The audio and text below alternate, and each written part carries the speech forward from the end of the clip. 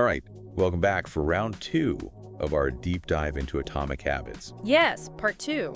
You know, I was thinking about our conversation from last time, and I'm curious, how are those identity shifts going for you? Are you feeling like a different person yet? Remember that popcorn analogy? Ah, yes, the popcorn. Well, those were just kernels of change. Right. And this time, we're going to figure out how to pop those kernels, make those tiny changes really stick. That's right. It's about turning those 1% improvements into something truly significant, compounding them over time. It's like compound interest, but for our habits. Exactly. And today we're going to focus on the first stage of the habit loop, making those habits obvious. Oh, yeah, that's a good one. Because if we want to change our behavior, we first need to make the cues for those behaviors impossible to ignore. Right. And we talked about the habit loop last time. Yeah. Just to remind everyone, it's that 4-step framework cue: craving, response, reward. Right. And it's so powerful because it helps us understand how habits actually form. Yeah. It gives us a roadmap, really. A roadmap to hack our own habits. Exactly. So let's break it down. First, we have the cue. Right. The cue. It's that trigger that sets the whole habit in motion. Like seeing your running shoes by the door, which might remind you to go for a run. Right. Or like, I don't know, maybe a certain time of day that makes you want to grab a coffee. Yeah. Or even a particular emotion that triggers a certain behavior. Oh, that's a good one. Yeah. Emotional cues are often very powerful. They really are.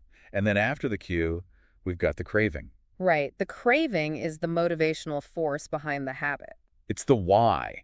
The reason we actually want to do the thing. Like the anticipation of feeling energized after that run, or the desire for that caffeine boost. For the comfort of that familiar routine. Exactly. And that craving then leads to the response. Right, the response. Okay. Which is the actual habit itself, the action we take. So in the case of the running shoes, the response would be putting on those shoes and heading out the door. Right. And for the coffee craving, it would be brewing that cup or swinging by your favorite coffee shop. Yeah. And finally, we have the reward. Ah, yes, the reward. This is the positive reinforcement that makes us want to repeat the habit. It's the good stuff that makes it all worthwhile. Like the endorphin rush you get from exercising? Or the feeling of accomplishment after finishing a task? And remember that example James Clear uses about eating a bag of chips late at night? Oh, yeah, that's a classic. Like the cue might be boredom or stress. Right. The craving is that desire for that salty, crunchy satisfaction. The response is reaching for the bag of chips. And the reward. Well, that fleeting moment of pleasure, even if it's followed by a bit of regret later. You know, it's funny. I actually caught myself doing that the other night. Really? Yeah, and I immediately thought, oh, this is the habit loop in action. It's amazing how once you understand this framework, you start seeing it everywhere. It's like a secret code to understanding human behavior. Exactly. And that's what makes it so powerful. So we've got this habit loop framework. Right. And we know that the first step is the cue. But how do we actually manipulate these cues to make them work for us? Well, that's what we'll be diving into next time. We'll be exploring some really practical strategies for making those cues so obvious, so impossible to ignore, that our desired habits almost become inevitable. All right, so stay tuned because we're about to get really tactical with this habit building stuff. Ah. Okay, so we're back in the habit loop and ready to tackle those cues head on. You guys, those cues are crucial. We need to make them like flashing neon signs. Right? Exactly. We have to make them impossible to ignore. But how do we actually do that? Well, one really effective strategy is called implementation intention. Implementation intention. That sounds pretty intense. It's actually simpler than it sounds. It's just about being super specific about when and where you're going to do the habit. So, like, instead of just saying, I'm going to eat healthier, I would say. You could say something like, when I get home from work tonight, I'm going to make a salad before I do anything else. Oh, I see. So you're basically removing any decision-making from the equation. Exactly, because decision fatigue is real. Oh, tell me about it. And it can really sabotage our good intentions. So with implementation intentions, you're basically setting yourself up for success, right? Right. It's like you're pre-committing to the habit. It's like giving your future self a little nudge in the right direction. Exactly. And the best part is it really works. Studies have shown that people who use implementation intentions are much more likely to follow through with their goals. Okay, so I'm sold on implementation intentions. But what about those times when I want to build a new habit, but it doesn't really fit into my existing routine? That's where habit stacking comes in. Habit stacking, like stacking my habits on top of each other. You got it. It's all about linking a new habit to an existing one. So like if I always make coffee first thing in the morning. Right. You could stack a new habit, like stretching for 5 minutes on top of that existing coffee habit. So it would be, after I make coffee, I will stretch. Exactly. You're basically creating a chain reaction of habits. It's like a domino effect of good habits. And it makes it so much easier to stick to those new habits because they're already built into your routine. It's like they're piggybacking on that existing habit. Precisely. And the key is to keep those new habits small and achievable at first. Right. We talked about those tiny changes, those kernels of change. Exactly. You want to set yourself up for success, not overwhelm. Okay, so implementation intentions and habit stacking are great ways to make those cues more obvious. Absolutely. But what about our environment? Ah, yes. Our environment can either help or hinder our habits. You mean like if I have a bowl of candy sitting on my desk, I'm more likely to snack on it? Exactly. It's about making the cues for your desired habits more obvious and the cues for your undesired habits less so. So I should probably hide the candy and replace it with a bowl of fruit. That's a great idea. Out of sight, out of mind, as they say. It's like we're playing a little game with ourselves, manipulating our environment to make those good choices easier. Exactly. And it really does make a difference. So it's not just about willpower. It's about setting up our surroundings to support our goals. Right. It's about creating an environment that nudges us in the right direction. I love that, a nudge in the right direction. Okay, so we've talked about implementation intentions, habit stacking, and environment design. All powerful tools for making those cues work for us. But what about that next stage of the habit loop, the craving?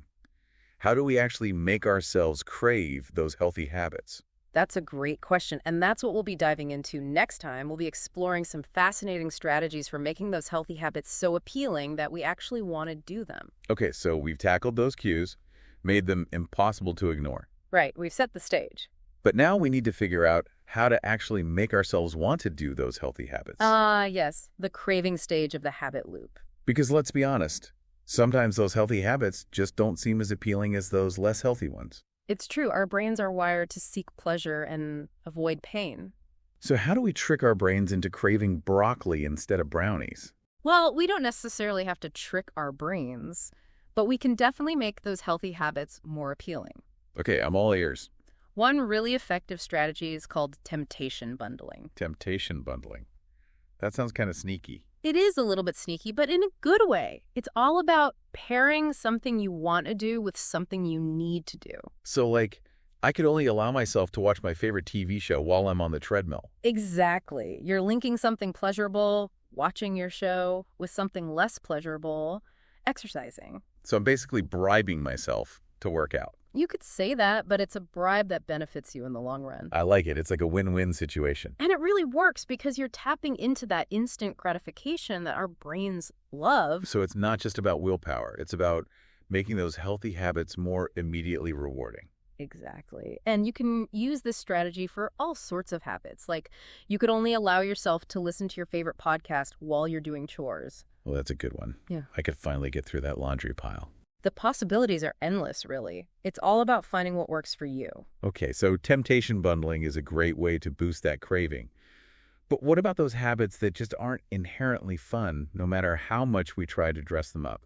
I hear you. Some habits are just not going to be as enjoyable as others. Like flossing, for example. Yeah, flossing is a classic example. I know it's good for me, but I just can't seem to get excited about it. Well, in those cases, we can try reframing our perspective. Reframing, so like thinking about it in a different way. Exactly. Instead of focusing on the negative aspects of the habit, try focusing on the positive outcomes.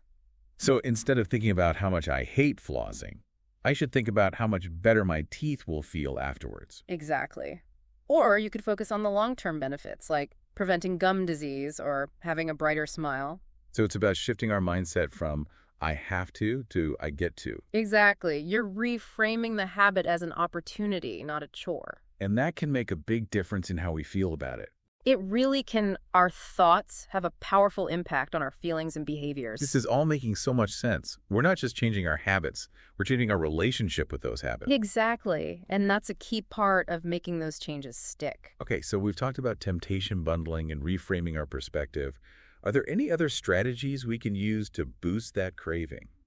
Well, one more I'd like to mention is the power of social influence. Oh, you mean like surrounding myself with people who already have the habits I want to build? Exactly. Because we're social creatures, we're naturally influenced by the people around us. So if I want to start running, I should hang out with runners. It's a great idea Because seeing them run regularly, hearing them talk about their runs, it can make running seem more appealing and attainable. It's like that saying, you are the average of the 5 people you spend the most time with. Exactly. So choose your company wisely. Okay, so we've got a whole toolkit of strategies for making those healthy habits more appealing. From temptation bundling to reframing our perspective to surrounding ourselves with positive influences. And the best part is, these strategies can be used in combination. So we can mix and match and find what works best for us. Exactly. It's all about experimenting and finding what helps you stick to those healthy habits. This has been such an eye-opening deep dive into the world of atomic habits. It's been a pleasure exploring these powerful strategies with you. And I'm feeling so much more equipped to build those healthy habits and actually make them stick. Remember, it's all about those small changes consistently applied. And with the right strategies, those small changes can lead to remarkable results. Absolutely. Keep those habits atomic and keep experimenting until you find what works for you. Thanks for joining us on this deep dive, and we'll see you next time for another fascinating exploration of how to live our best lives.